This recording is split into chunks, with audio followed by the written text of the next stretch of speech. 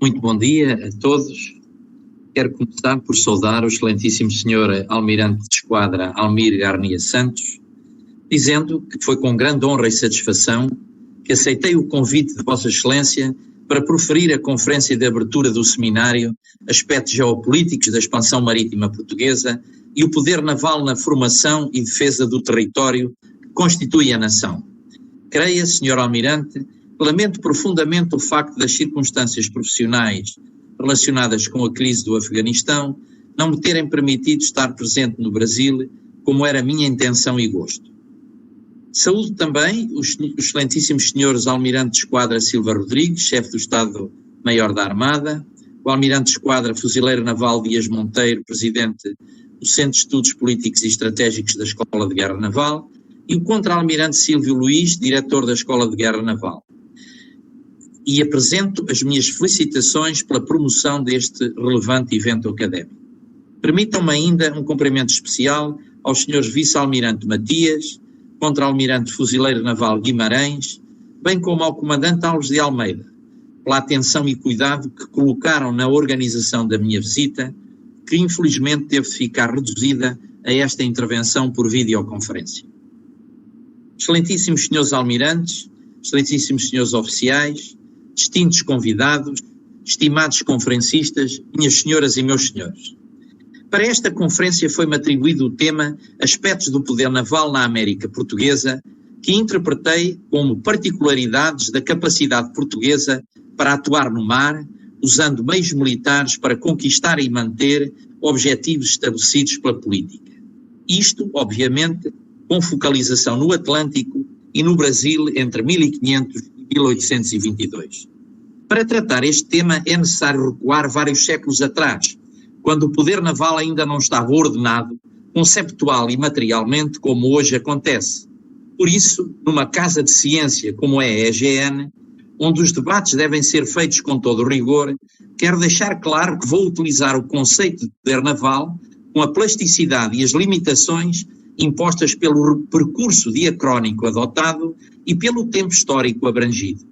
Nestas circunstâncias, relativamente aos elementos estruturantes do poder naval, considerarei os meios navais, as bases e os pontos de apoio, passando pelos fuzileiros navais e pelas estruturas de comando e controle, de logística e de administração, bem como pelas forças e meios de apoio, que não sendo parte da Armada Portuguesa, estavam todavia vinculados ao cumprimento da sua missão e submetidos à orientação ou ao comando e controle de uma autoridade naval. Na abordagem ao tema, começarei por analisar brevemente a expansão marítima portuguesa, fase de dilatação da influência de Portugal no mundo, em que o poder naval se transformou num instrumento de afirmação soberana na América, em resultado do Tratado de Tordesilhas. Depois, com um pouco mais de detalhe, evidenciarei as grandes alterações do poder naval português nos processos simultâneos de retração da Índia e de África e de afirmação no Brasil, seguidos dos períodos da União Ibérica e da Restauração. Por fim, tratarei do poder naval português durante a ocidentalização do Império, onde o Brasil adquiriu uma importância económica decisiva na vida de Portugal, a ponto da sua independência política ter desencadeado uma sucessão de crises durante várias décadas que provocaram uma guerra civil, entre outros graves problemas que muito afetaram os portugueses.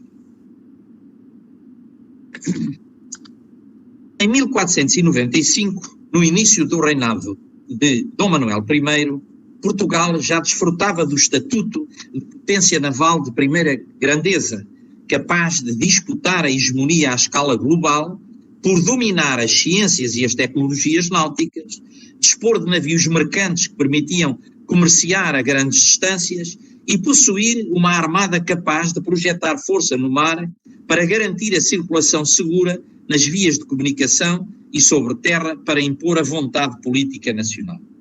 Por isso, em 1500, Portugal desencadeou uma verdadeira ação militar naval no Índico, protagonizada pela armada capitaneada por Pedro Álvares Cabral e composta por 13 navios que tinham embarcado cerca de 1500 homens, entre os quais Nicolau Coelho.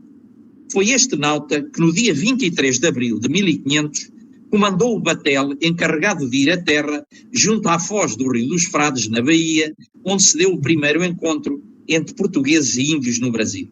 Logo de seguida, em maio de 501, Dom Manuel I enviou ao Brasil uma expedição de 3 navios, comandada por Gaspar de Lemos. Regressaram a Lisboa em setembro de 502, trazendo informação sobre a geografia e a abundância de pau-brasil no litoral. Ainda nesse ano, ocorreu uma nova expedição ao Brasil, comandada por Gonçalo Coelho e realizada ao serviço de um consórcio de cristãos novos, liderados por Fernando de Noronha, que arrendaram o comércio de pau-brasil a troco de todos os anos enviar 6 navios com a missão de descobrir 300 léguas de costa e construir uma fortaleza. É neste contexto, e de acordo com esta combinação, que em 1503 Gonçalo Coelho partiu no comando de outra expedição composta pelos tais 6 navios.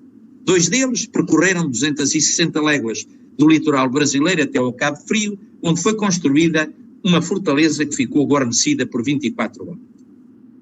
A respeito destas 3 expedições iniciais ao Brasil, importa realçar que não traduziram uma alteração da prioridade do comércio marítimo das especiarias, pois quando em 1502 Vasco da Gama partiu para a sua segunda viagem à Índia no comando de 20 navios, foi impulsado do título de almirante da Arábia, Pérsia, Índia e Oriente, o que traduz bem a focalização geográfica das atividades e interesses marítimos portugueses numa área da qual o Brasil ainda não era parte. Foram certamente propósitos de reconhecimento geográfico, de avaliação do potencial económico e de afirmação da soberania no território brasileiro que levaram a coroa a conceder à iniciativa privada o comércio do pau-brasil, as explorações do litoral e a construção de fortalezas, seguindo um exemplo daquilo que havia sido feito na costa ocidental de África entre 1469 e 1474.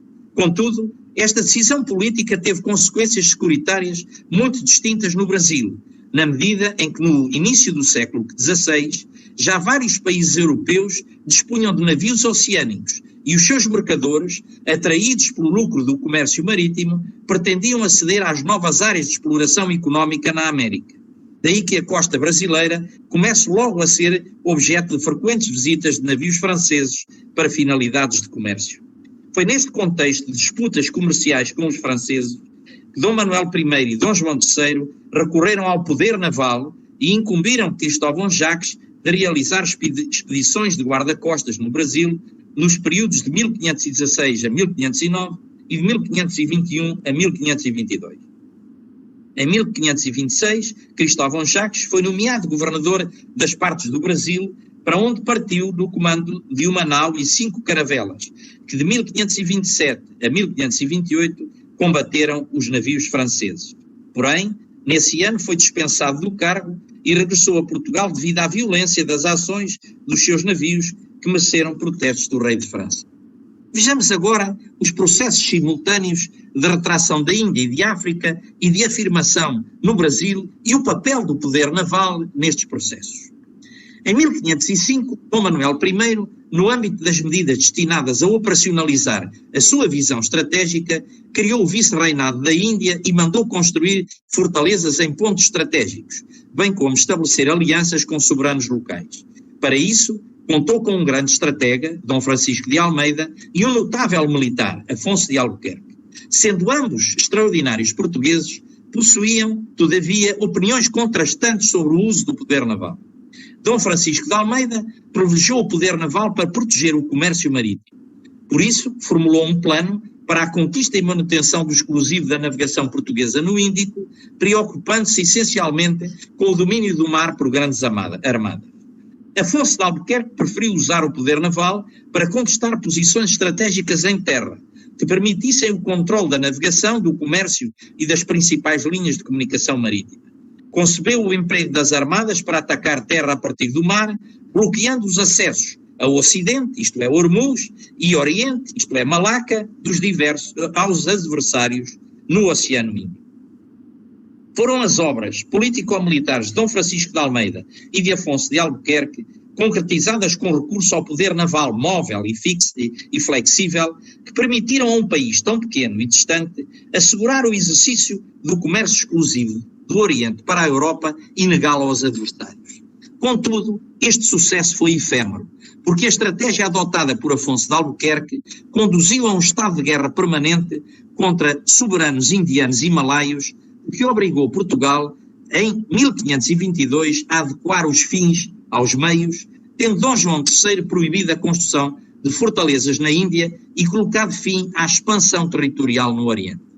O açúcar, entretanto introduzido no Brasil em 1516, tornou-se no sustentáculo da colonização agroindustrial do território e do comércio marítimo lucrativo na América Portuguesa, o que incentivou a atividade clandestina dos franceses.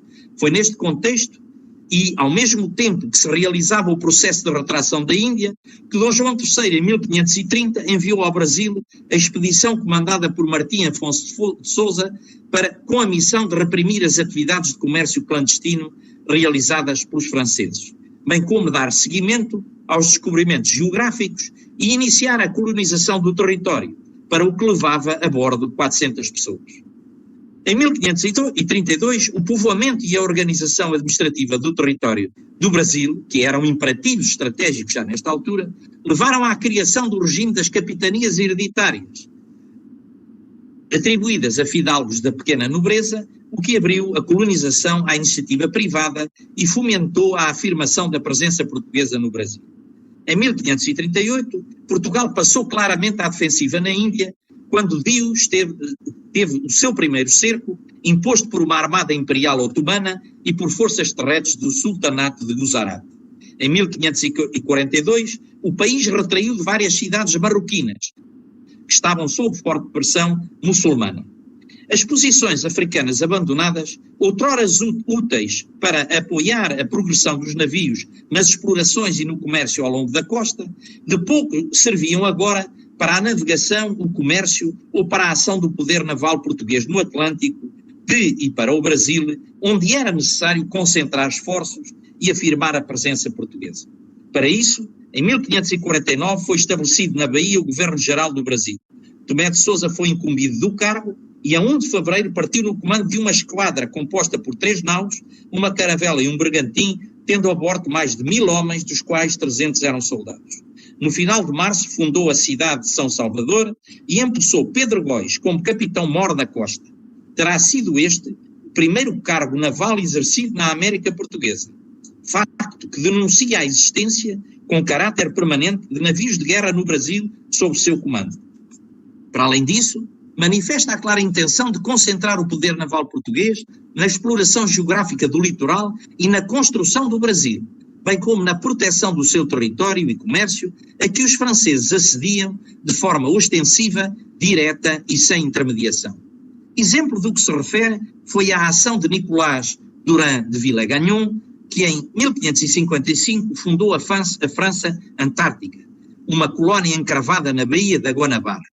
Em março de 560, o governador-geral do Brasil, Manessá, atacou-a com uma força naval vinda da Bahia, que integrou soldados portugueses e índios. Para garantir a expulsão definitiva dos franceses do enclave colonial, em 1563, Estácio de Sá foi enviado no comando de uma outra força naval. Em 1565, fundou a cidade do Rio de Janeiro e, com a ajuda dos maracajás e dos tupiniquins, derrotou os franceses e os seus aliados tupinambás.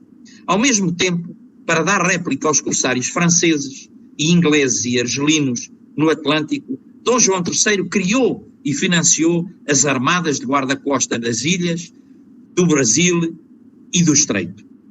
Pela sua ação nas regiões onde operavam, procuraram exercer o controle do mar, protegendo as frotas comerciais portuguesas. Em novembro de 1571, para a organização e proteção do tráfego marítimo entre o Brasil, Angola, o Golfo da Guiné e Lisboa, foi promulgado um regimento de navegação, impondo que todos os navios fossem armados, navegassem em frotas e tivessem datas de largada e de regresso ao reino.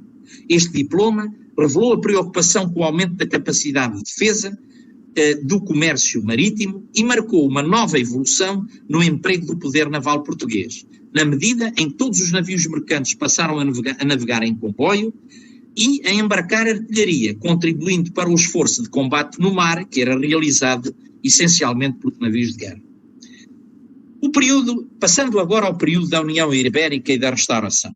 O período da União Ibérica, entre 1580 e 1640, as circunstâncias relacionadas com a prevalência das visões políticas de Madrid relativamente aos assuntos de Portugal, bem como a necessidade de aumentar o esforço militar em terra e no mar para combater os inimigos de Espanha e com os efeitos também da derrota da Invencível Armada, conjugados com a perda da liderança científica e tecnológica das capacidades para operar no mar, levaram a que, no último quartel do século XVI, o poder naval português fosse deixando de ser a componente determinante e diferenciadora de uma estratégia global e autónoma para passar progressivamente a estar focalizado em desafios estratégicos, política e geograficamente mais limitados.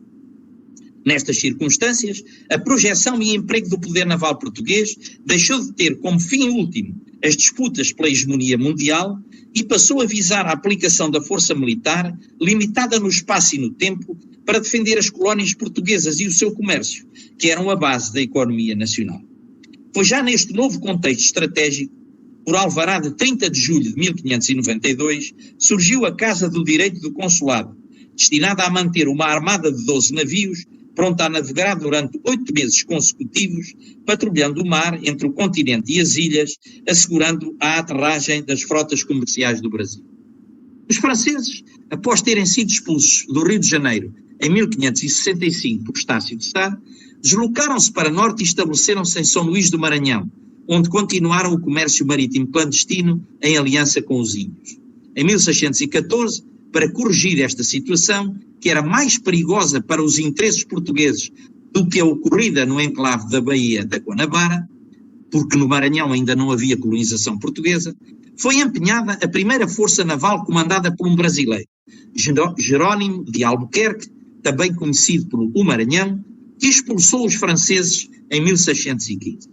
Em 1619, as perdas no comércio marítimo com o Brasil eram cada vez maiores, sobre o efeito das ações dos corsários, pelo que Estevão Brito Freire propôs o armamento de 4 galeões destinados à escolta dos navios mercantes. Foi o lançamento da ideia dos comboios, que lamentavelmente não teve sequência prática, permitindo a continuação dos saques no Atlântico à navegação portuguesa. Em abril de 1621 foi criado em Portugal um corpo de infantaria de marinha designado por terço da Armada Real da Coroa de Portugal. Esta foi a primeira unidade militar de organização permanente constituída no país, que incorporou os soldados da Armada, isto é, os marinheiros de fuzil, como na altura eram conhecidos. Nos primórdios da sua existência, combateram em locais distantes e em cenários muito diferenciados, desde o Brasil às guarnições dos navios que compunham as armadas.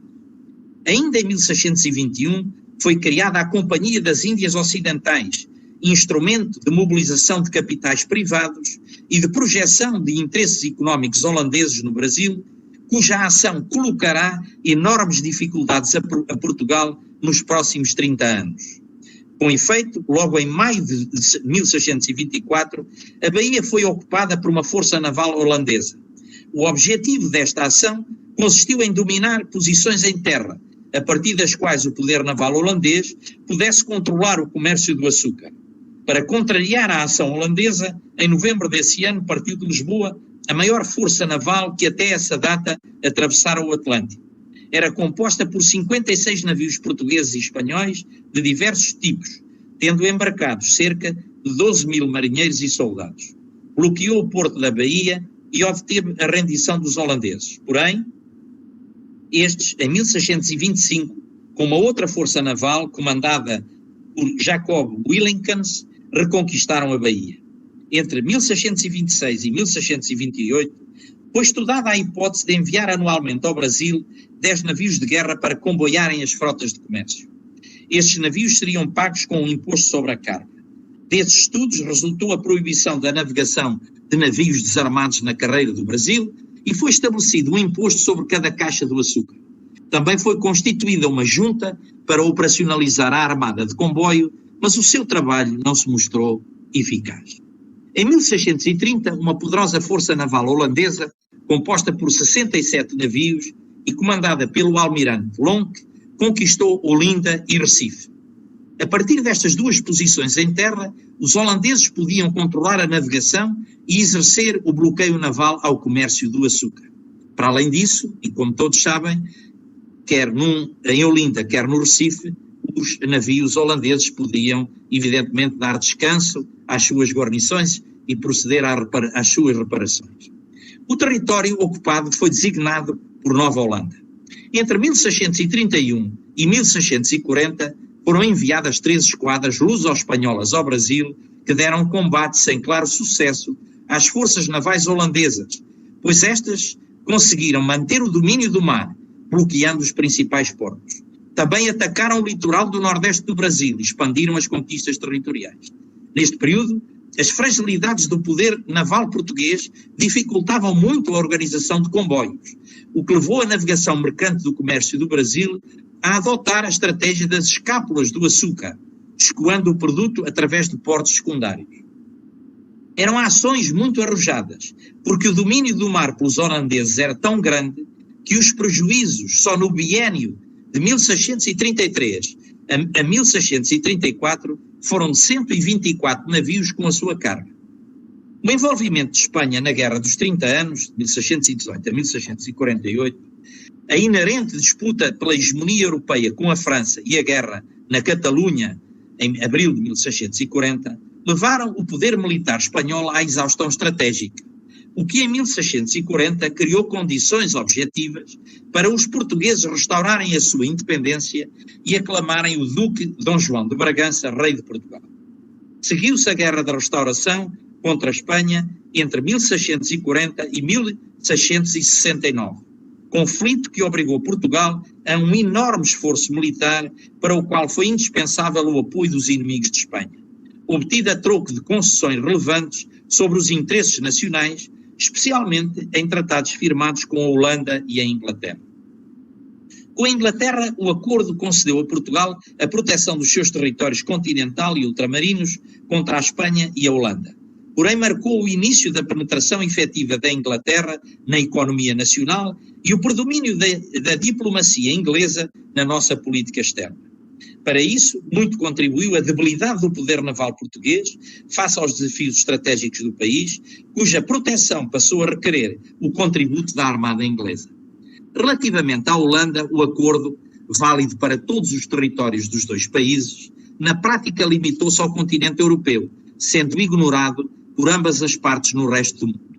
Por isso, em 1641, o almirante Lichard capturou a ilha de São Luís e iniciou o domínio holandês no Maranhão, enquanto o almirante Jol conquistou Luanda com uma esquadra de 18 navios, o que afetou o tráfico de escravos necessários à produção de açúcar no Brasil. No mar, o regimento de 25 de março de 1643 introduziu as frotas comboiadas para dar segurança à navegação mercante. Os navios mercantes juntavam-se na baía, de onde partiam em abril escoltados por 2 galeões. Todos vinham armados, tal como havia sido estipulado no regimento de 1571. Entre 1644 e 1654,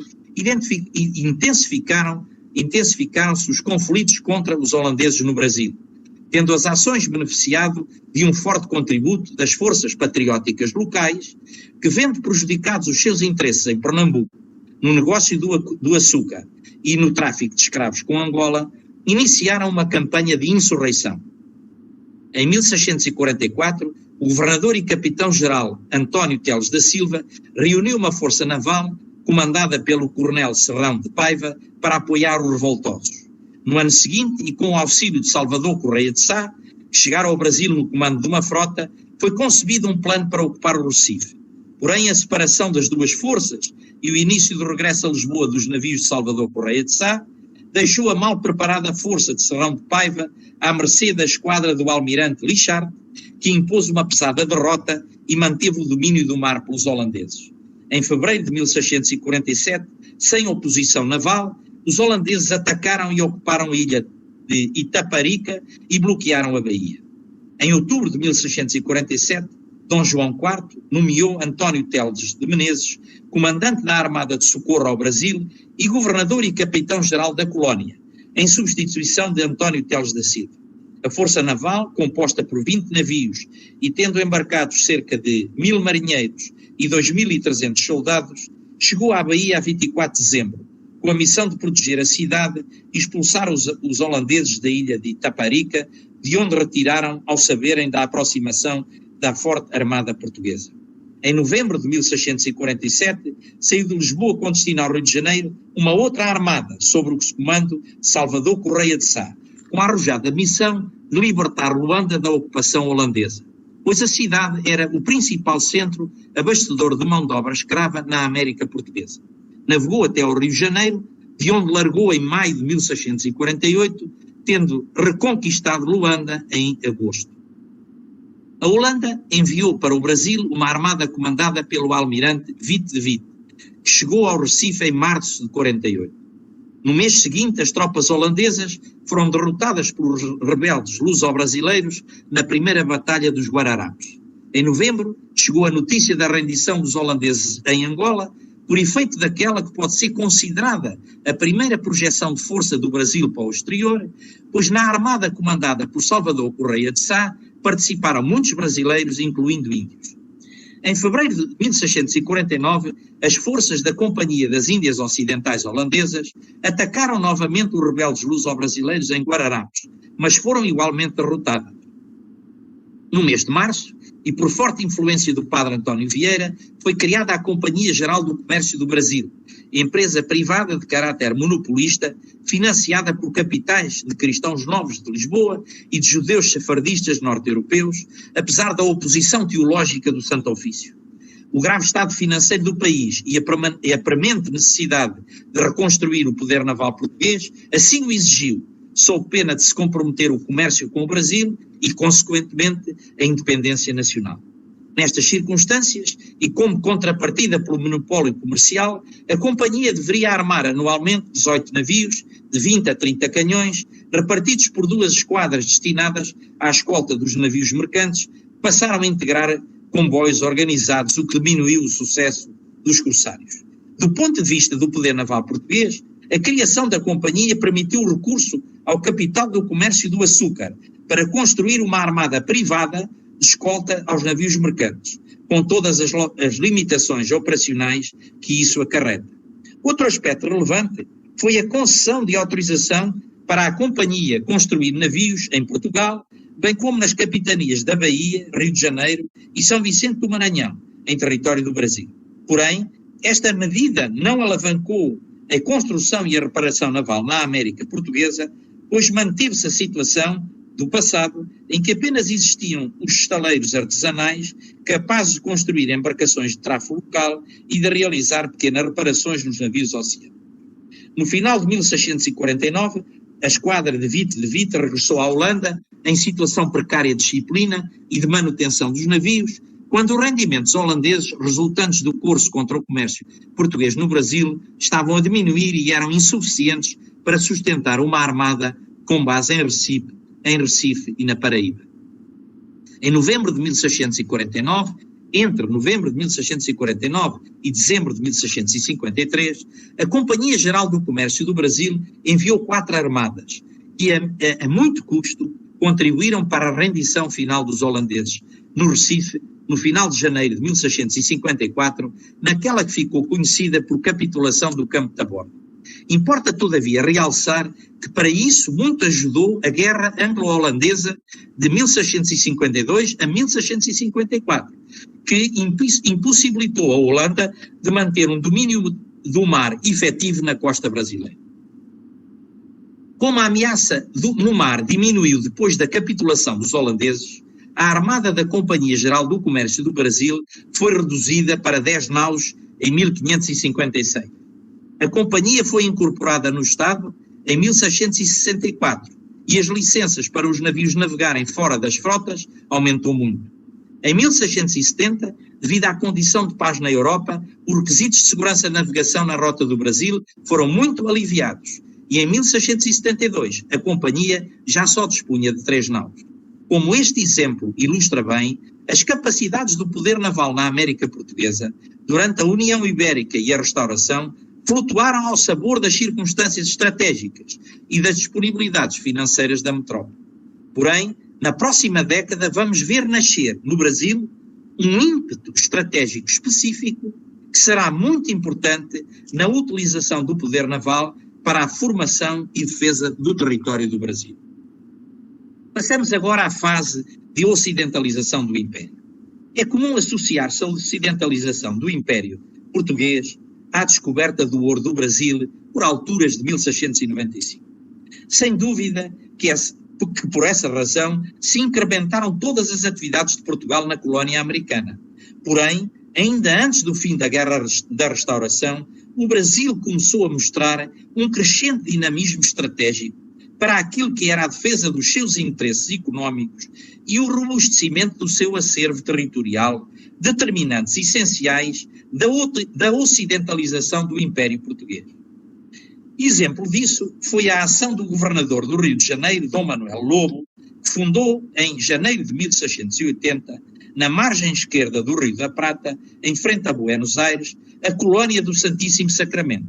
Porém, esta ação desencadeou disputas entre Portugal e Espanha, pela definição da fronteira sul do Brasil e, sobretudo, pelo domínio estratégico da região de Platina.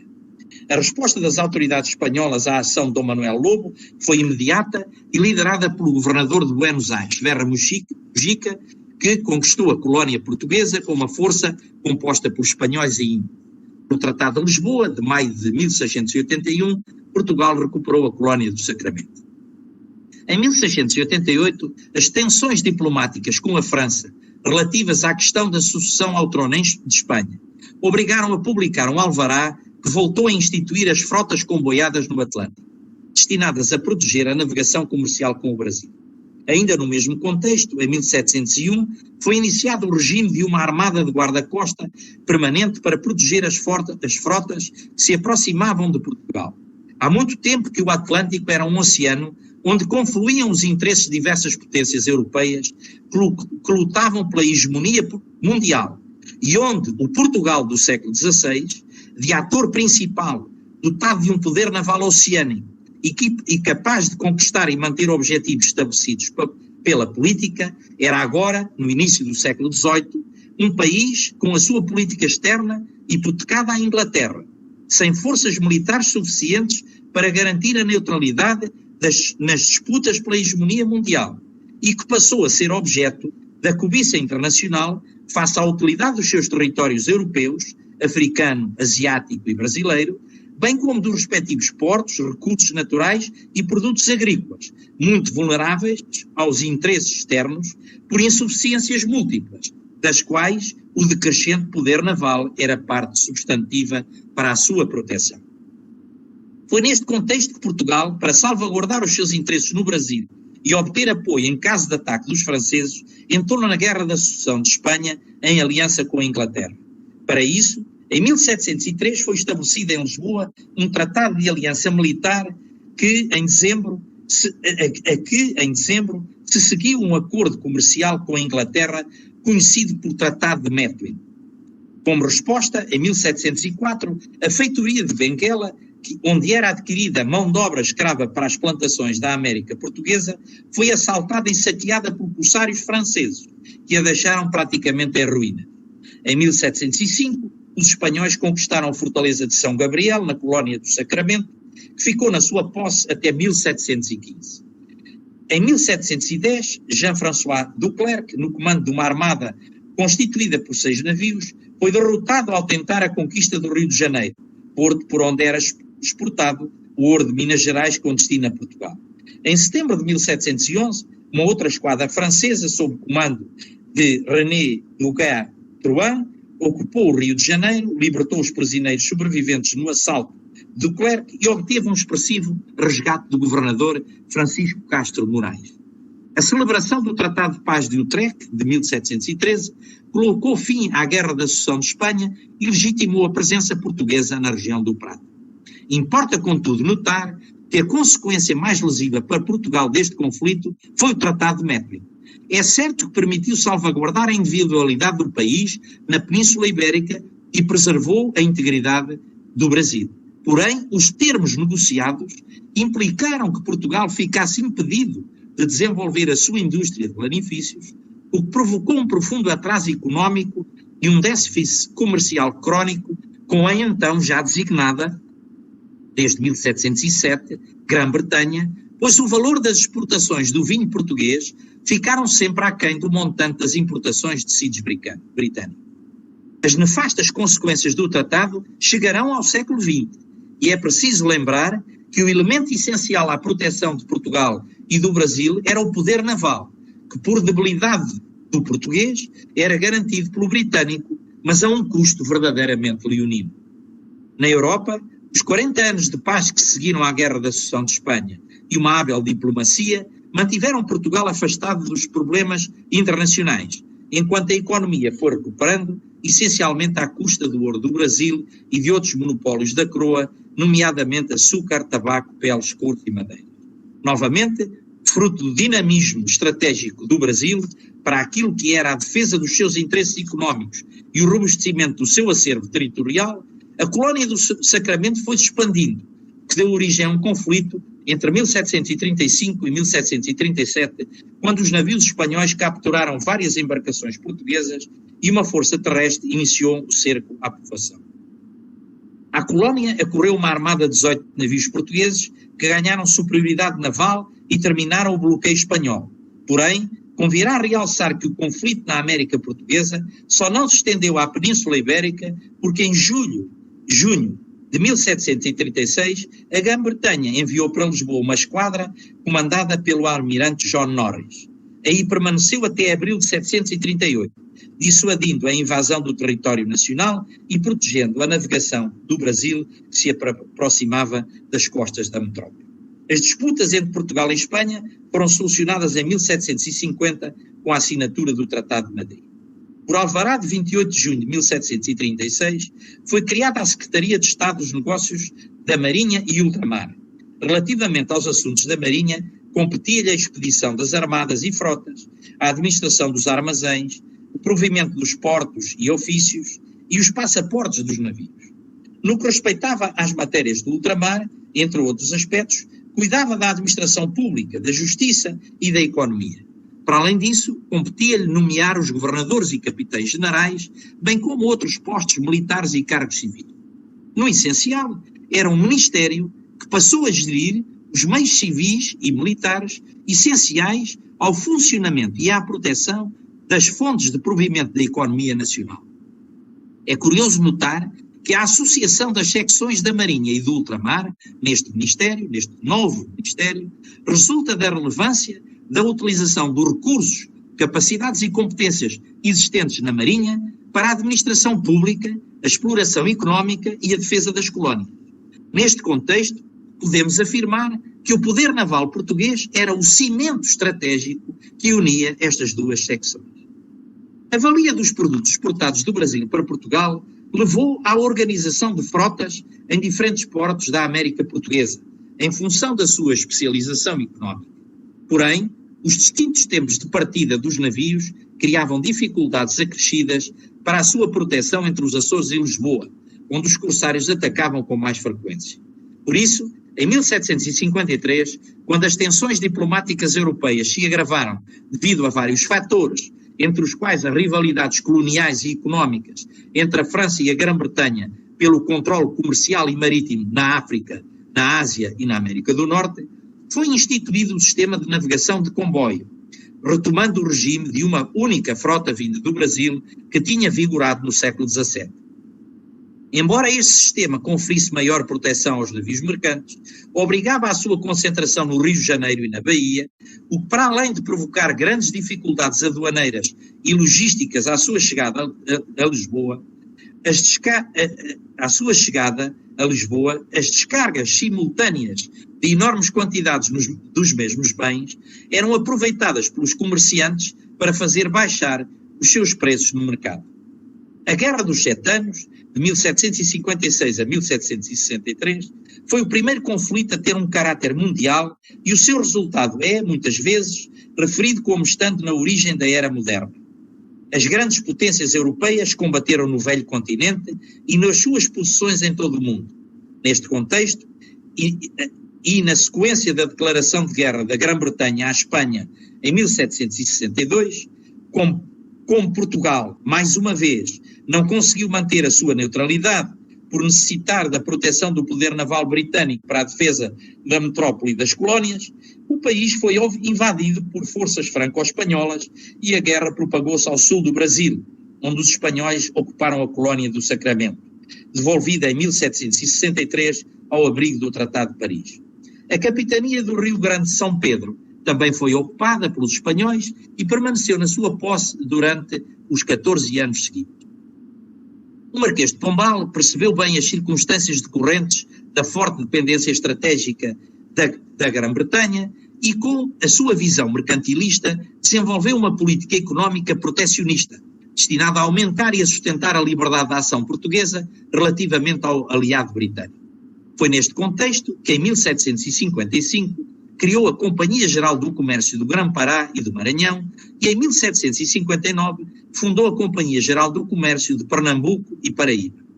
Empresas majestáticas e monopolistas que se constituíram como fonte de receita e de promoção do controle das rotas marítimas, bem como de afirmação e domínio do Brasil. Para isso, entre outras medidas, as companhias reforçaram o sistema de comboios, onde os navios mercantes saíam do Brasil escoltados por navios de guerra até Lisboa, onde as mercadorias eram descarregadas. A organização da atividade comercial marítima com a América Portuguesa estimulou a fundação do Arsenal de Belém do Pará, em 1761, e do Arsenal do Rio de Janeiro, em 1763. O estaleiro desta cidade foi dotado de múltiplas oficinas especializadas e nele foi lançado ao mar, 4 anos depois, a nau São Sebastião, o primeiro grande navio oceânico construído no Brasil. Em setembro de 1765, verificando-se já um ambiente de alguma tranquilidade nas relações políticas entre as potências europeias, o governo português declarou liberdade de circulação dos seus navios entre o Brasil e a metrópole, abandonando o sistema de navegação em comboio instituído em 1753. Todavia, os navios mercantes deveriam aproveitar, sempre que possível, a escolta de navios de guerra. Em 1776, uma força naval e terrestre portuguesa reconquistou o território do Rio Grande de São Pedro, depois de fracassadas as reclamações diplomáticas feitas à Espanha. Em resposta, no ano seguinte, os espanhóis ocuparam a ilha de Santa Catarina e atacaram a colónia do Sacramento. Ainda em 1777, a disputa hispano-portuguesa ficou sanada pelo Tratado de Santo Ildefonso, que restituiu a Portugal a ilha de Santa Catarina e reconheceu o Rio Grande de São Pedro como território português, deixando aos espanhóis o domínio exclusivo do Prata, que foi viabilizado pela perda da colónia do Sacramento e da região dos povos das Missões. Salientar que neste conflito Portugal empenhou 2 esquadras, estando uma sob o comando do irlandês Robert McDowell e outra sob o comando do britânico George Hardcastle. Este caso ilustra bem a falta de oficiais de marinha qualificados para o comando das esquadras portuguesas. Outro aspecto relevante deste conflito é que a Grã-Bretanha, por estar envolvida na guerra da independência dos Estados Unidos, não enviou o seu poder naval em auxílio de Portugal. Por isso, em 1777, os nossos navios na América Portuguesa não tiveram capacidade para enfrentar com sucesso a Armada Espanhola que ocupou a ilha de Santa Catarina e a colónia do Sacramento, porque essa Armada Espanhola era composta por unidades de maior capacidade artilheira.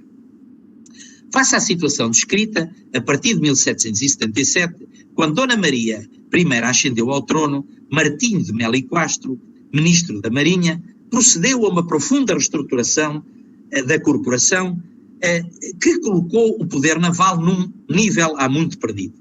Para além de ter reorganizado e criado diversas estruturas de apoio, entre as quais, por exemplo, em 1789, o Arsenal do Recife, e em 1796, ter constituído a Real Academia dos Guardas-Marinhas, órgão essencial para suprir os déficits de oficiais de marinha com formação qualificada e que tinham levado à contratação de estrangeiros.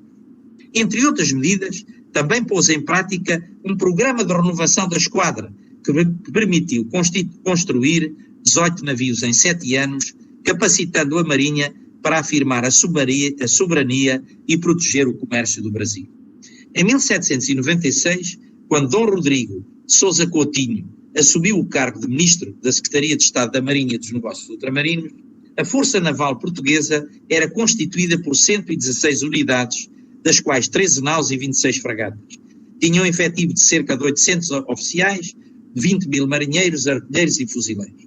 Este renascimento da Marinha permitiu a Portugal exercer algum controle parcial do Atlântico, por onde transitavam as mercadorias essenciais à economia nacional.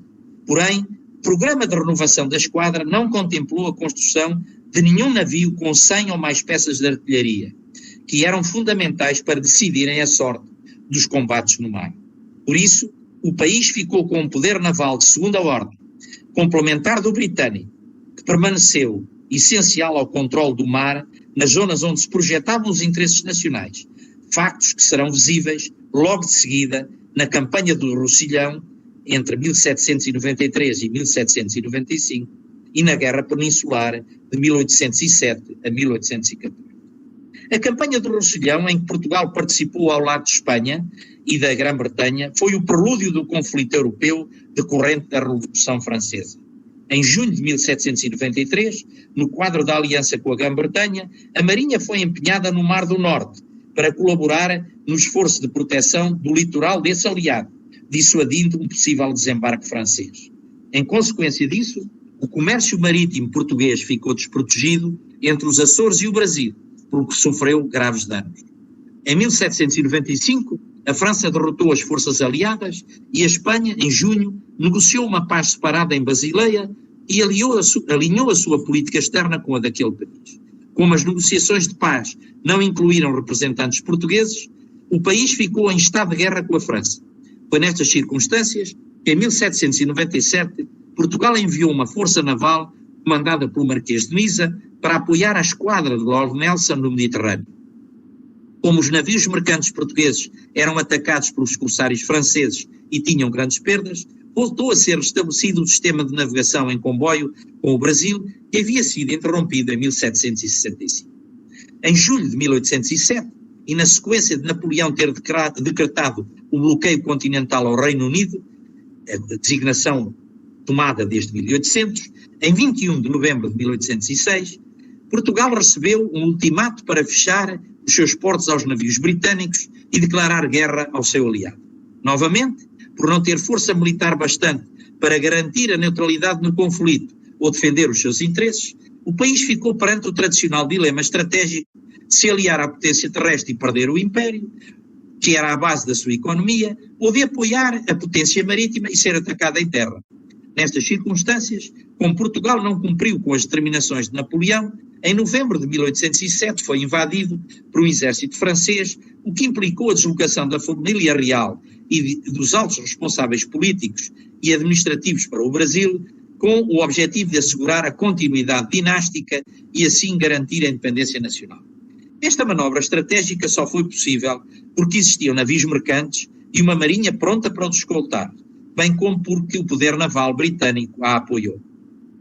O preço a pagar pelo auxílio do Reino Unido para resistir às invasões francesas durante a Guerra Peninsular foi, entre muitos outros aspectos, a obrigação de abrir os portos do Brasil aos navios britânicos, em igualdade de condições com os navios portugueses, o que alterou profundamente as condições de exclusividade no comércio brasileiro, reservadas aos mercadores nacionais e estabelecidas 50 anos antes pelo Marquês de Pombal, por serem essenciais à economia portuguesa.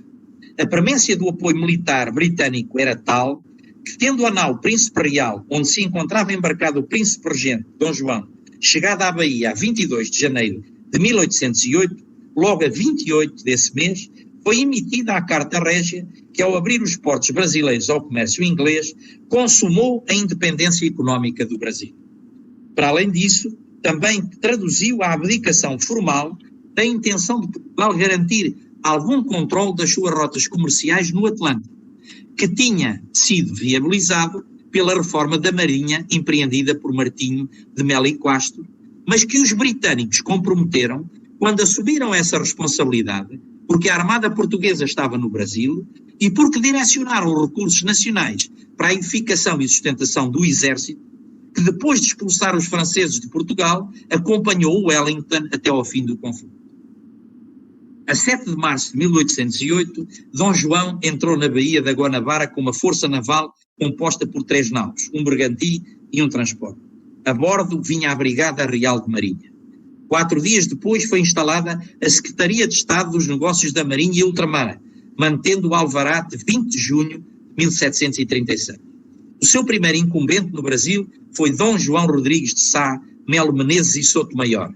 A seguir foram criadas, estabelecidas ou ampliadas várias organizações que integravam a secção da Marinha da Secretaria de Estado e eram elementos estruturantes do poder naval português, cuja sede passou a estar localizada no Rio de Janeiro e por isso podem ser consideradas a gênese da Marinha do Brasil, até porque, na sua maior parte, nunca regressaram a Portugal.